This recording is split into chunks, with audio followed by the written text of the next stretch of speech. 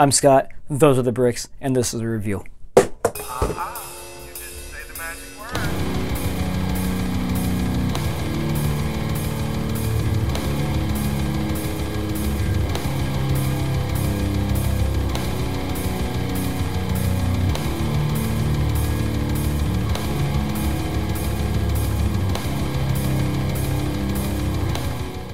Today we have from the Jurassic World theme, the sub-theme for Jurassic Park, released in 2018 under the Fallen Kingdom lineup, 75932. The Jurassic Park Velociraptor Chase, one of 8 Jurassic Park Lego sets, which is really awesome to have. I remember seeing this back in 2018 for $40 on the shelf is what it retailed for 360 pieces. And I didn't buy it because I wasn't really sold. Now, I love Jurassic Park. I'm a huge fan of the series. I dabble a little bit in it, so this was a dream come true to see it. I just didn't grab it. I bought it used for about 60 bucks, which is about the going price for it right about now. You can buy it brand new for about $80. I think it has jumped up and increased. It has 4 minifigures and 1 dinosaur. One of these minifigures are not unique to the set, the other 3 are. It includes a lot of playability to recreate the famous Velociraptor chase scenes in the visitor center from the first film. Alright, let's go ahead and dig into a little bit more about the set. Okay, so first off, disclaimer. This set is not inaccurate, nor is it a perfect recreation of the inside of the visitor center. Obviously, this has a lot of creative freedom and has a lot of restrictions due to the piece count and obviously the price range for the sets. $40 is really pushing it, but with it, you do get a nice little play set and recreation of something that is very beloved to a lot of people and a nice little representation of what is on the screen. Even if it's not 100% accurate, you do have a lot in it. That being said, it has a lot of Easter eggs, and really it's a homage to the film, and it has a shitload of Easter eggs, which I really enjoy, but I do feel like there are a lot of other inaccuracies to the set, and we'll get into a few of those right now. Okay, so first off, we have the DiNoSaUrS screen on his monitor, which wouldn't exist if the Unix system is here. And I say that because by the time this chase is happening, the Park system was already rebooted and reset. That means this virus, this bug does not exist anymore. And this is where Lex is able to reset the entire safety protocol and all the Park systems by going through the Unix system right here. So these two wouldn't really make sense together during the chase, but we'll give it a pass. It's a nice little Easter egg.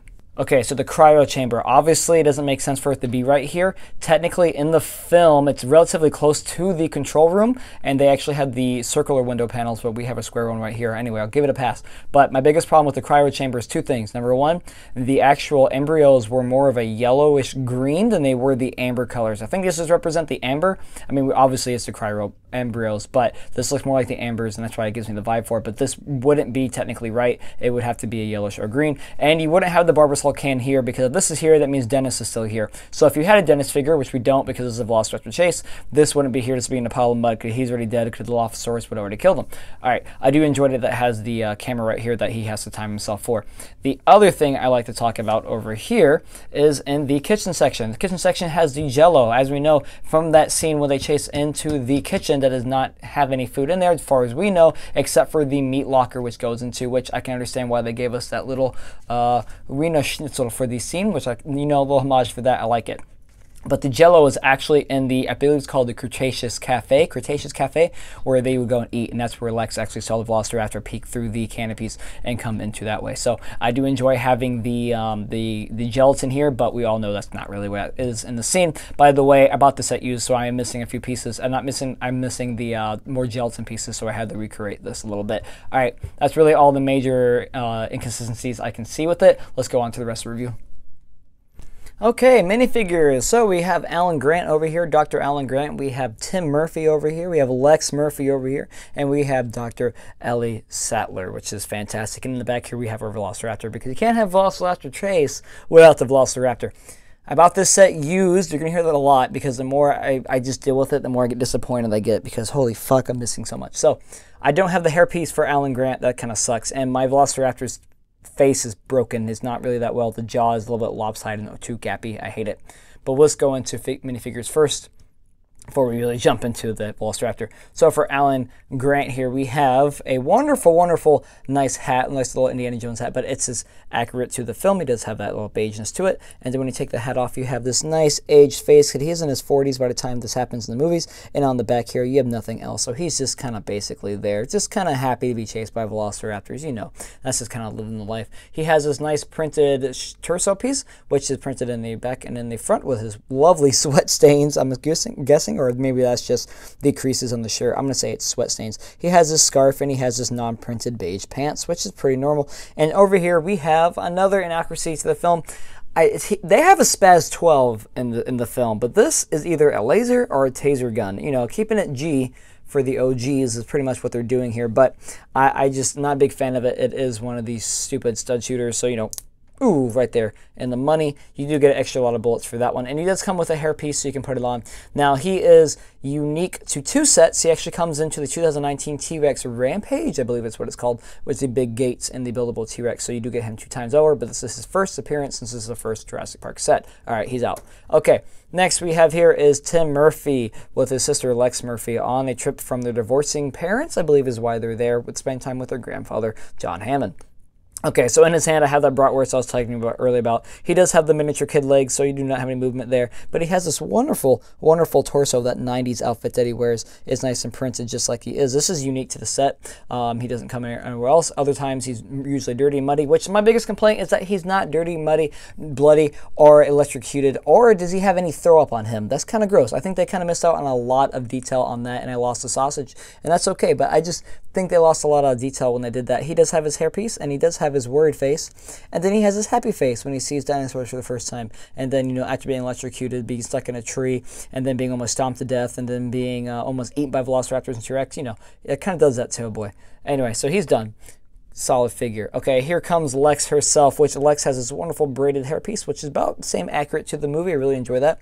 She has her lovely, lovely face here, with a nice flesh tone of the nougat. So you have some printing right there with the freckles, which is cool. Okay, is in line with the kid's face of Tim. And then in this back, we have a scared face, which again, I wish it was muddy. I wish they were a little dirtier, just so they can show the actual fear and this shit these kids went through in that film, but that's okay.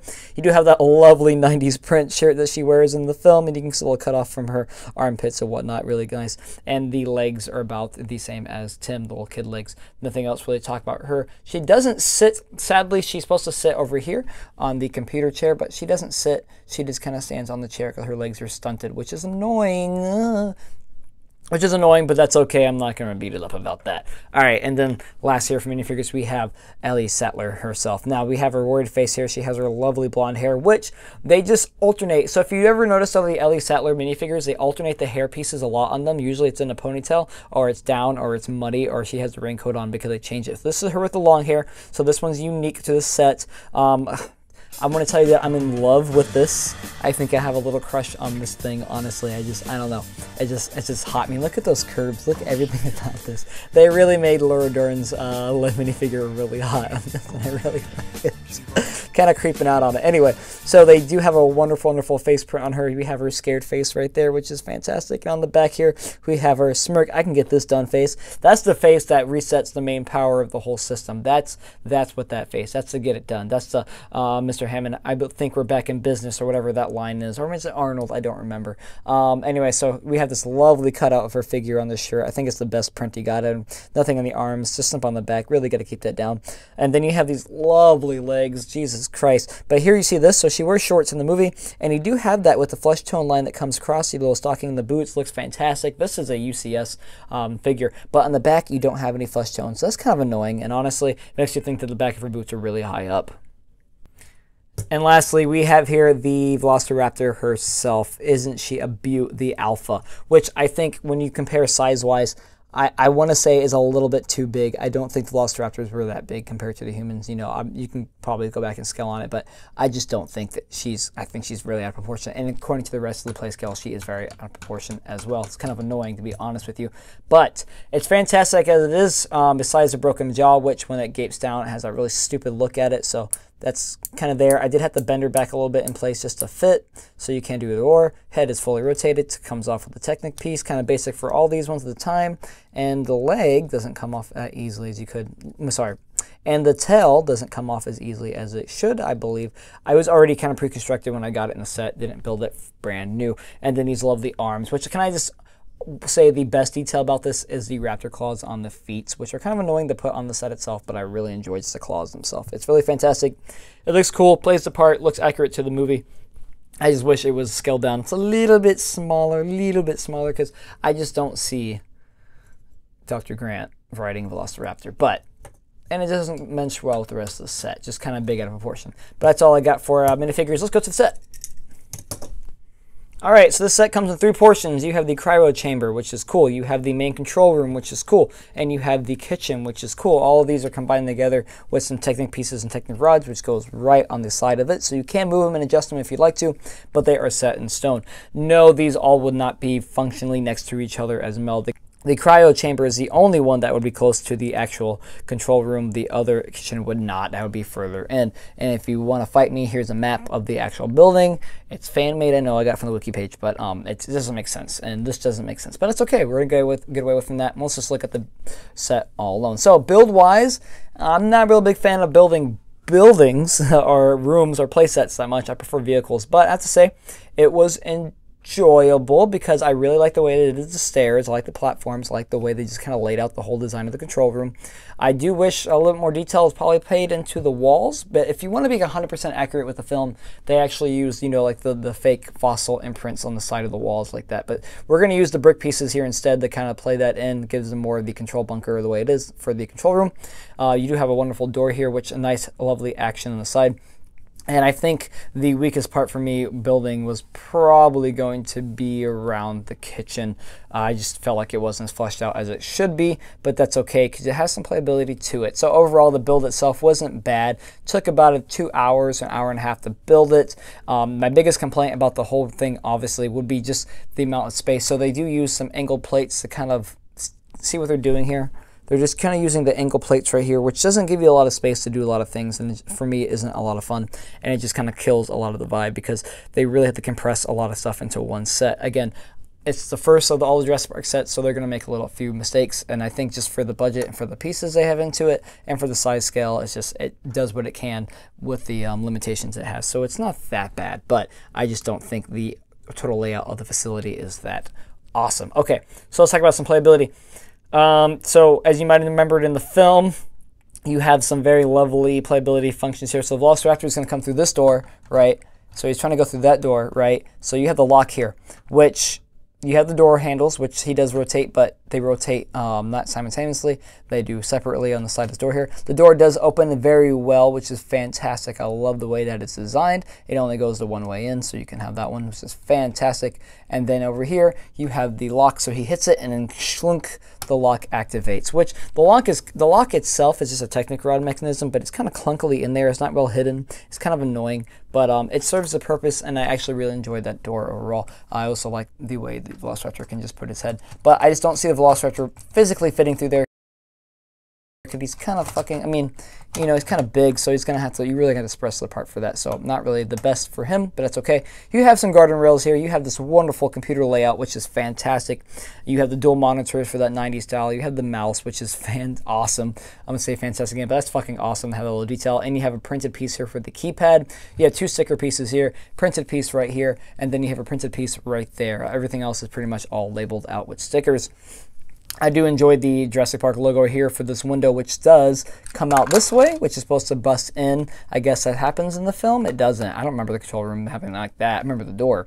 And then over here you have the Isla Nublar sticker, which is the whole thing of the park, which is a nice little addition. And then you have the actual park security warning lights right here, which is fantastic. So I don't remember them being in the control room, but they remind me of the ones that are actually on the park security gates for the actual electrified fences. So that's actually pretty cool to see that. You would have the lights turn off and on. The same ones that shocked him are right there. So that's really cool. Over here we have the phone, which you can call and access people. You have the dial pad on the side, which I do like to have the phone on the side so you can contact in. And then in here we have a treasure trove of pieces to lose. So biggest complaint I have to say is that I just don't like all the extra pieces that this set has because it's easy to lose. But you do have your standard wrench. You have your umbrella because of that hurricane. And you have a walkie-talkie, which is perfect because that is very much part of the movie. But they all kind of sit in here. You do have some extra rounds for his taser blaster thing, so that's cool. It fits right there. And you have your swivel chair for that room. That's pretty much it for the control room, which, again, I really just enjoy looking at it. It's a nice little diorama of the actual scene, and you can recreate the little chase right there. So my other complaint is that we have this ladder, right? And this is the ladder that they use to escape the control room and go into the ceiling. But where's the ceiling? Where's the ceiling?